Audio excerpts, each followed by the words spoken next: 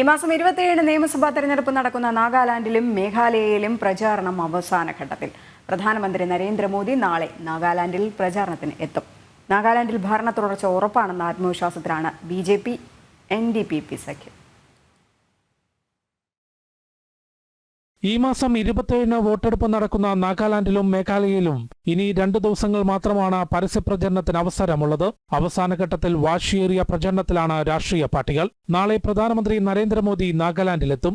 ദീമാപൂരിൽ NDPP BJP സഖ്യത്തിന്റെ പൊതുയോഗത്തിലും റാലികളിലും പ്രധാനമന്ത്രി പങ്കെടുക്കും.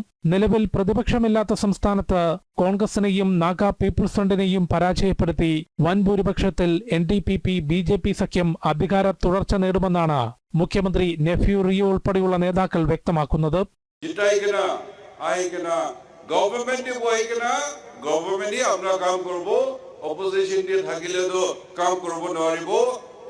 প্ৰাৰ্থনা কৰিবি আৰু আপোনাৰ নিজৰ MLA আনি কিনা গভৰ্ণমেণ্টে বহাই কিনা কি লাগে আমাক মিলাই কিনা ഡെവലപ്മെന്റ് কৰিব. വടക്കുകിഴക്കൻ മേഖലയിൽ കൊണ്ടുവന്ന വികസന പ്രവർത്തനങ്ങളും മാറ്റങ്ങളും ചർച്ച ചെയ്തുകൊണ്ടാണ് നാഗാലാൻഡിലും മേഘാലയയിലും BJP സഖ്യത്തിന്റെ പ്രചാരണം. അതേസമയം മേഘാലയയിൽ പ്രതിപക്ഷ നിരയിലുള്ള കോൺഗ്രസ്, തൃണമൂൽ കോൺഗ്രസ് പാർട്ടികൾ തമ്മിലുള്ള പോര് തുടരുകയാണ്. BJPയെ വിജയിപ്പിക്കാനാണ് തൃണമൂൽ കോൺഗ്രസ് മത്സരിക്കുന്നതെന്ന കോൺഗ്രസ് നേതാവ് രാഹുലിന്റെ പ്രസ്താവനയ്ക്കെതിരെ തൃണമൂൽ നേതാക്കൾ രംഗത്തെത്തി.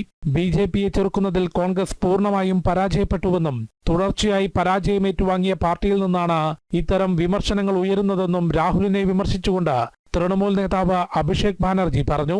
ജനം, ഡൽഹി.